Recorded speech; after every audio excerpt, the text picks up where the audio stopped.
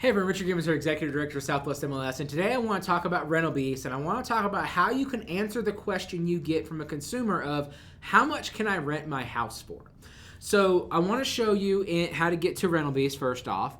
That is over here in the top left. You'll click on Menu, and then you go down here and you're going to click on Rental Beast Search.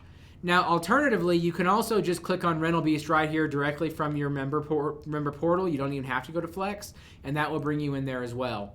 But once you're in here on the search itself, if you come right here and you change the status to where it says rented, then what you can do from there is come over here where it has the filters, and you can set some filters. So let's just say you want to do a house that is 1,800 square foot to 2,200 square foot. We're going to go on here under more filters and change property structure to single family. And then I'm going to hit search. And then I'm also going to come over here and I'm going to pop over to the map. And I'm going to narrow this down as well because, you know, of course, location, location, location. So I'm going to come down here near where my house is and I'm going to click draw. And I'm going to draw a shape around the area that I want to know rentals for.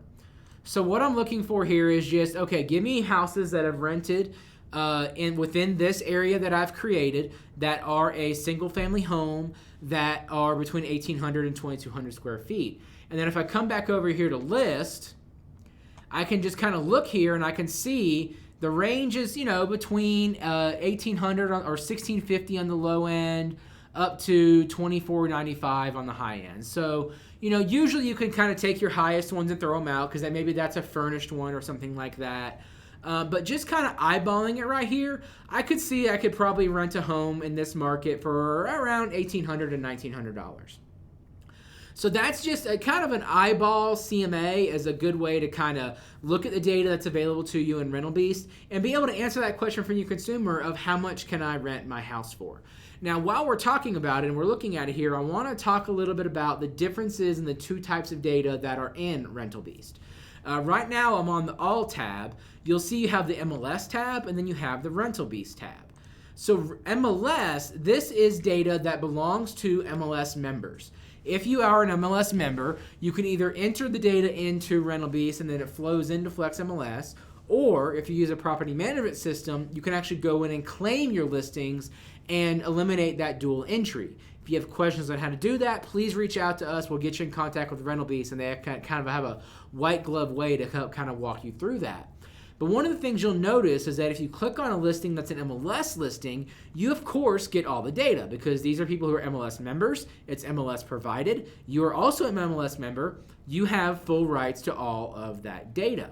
The other thing you'll notice is that you have these Rental Beast listings. So Rental Beast, there's these 9 listings that are not a member of an MLS, and if you click on those, that's where you're going to get hit by that paywall. Now, but that being said, if you're back here in the search results, you can still see address, bed, baths, the time it was rented, how much it was rented for, how long it was on market, and the square footage. And that's data that is coming to you from Rental Beast that even though it's non-member data, you still get access to that. You can still see it.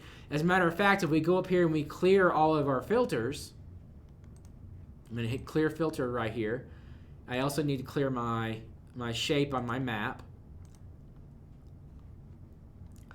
If we come back over here, you're going to see that Rental Beast is bringing us significantly more data than what's available. So if we go under rented, you can see that there are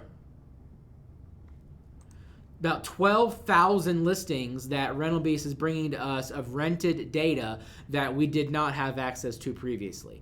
So you are getting access to the basic data here, and that's where you can kind of do that eyeball CMA and be able to tell your consumer roughly, hey, this is what your house can rent for.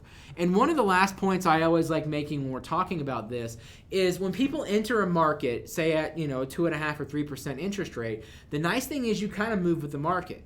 You know, as interest rates have gone up, so have rent prices. So, you know, if I can rent my house for $2,000 a month and I have a $1,400, $1,500 mortgage because I have a really low interest rate, that $500 or $600 difference can help offset the difference in the increase in interest rates. So This is a It's just another interesting way you can provide data to your consumers when they ask you these questions that's available to you for free through Southwest MLS to help you answer those kind of questions that are out in the market right now. As always, any kind of questions you have for us down here at the bottom, support at SWMLS.com or 505-843-8833. I'll also add that Rental Beast themselves has a really great customer service team and that they can help you out as well. We can certainly direct you over there if you need that. Thank you all and have a wonderful day.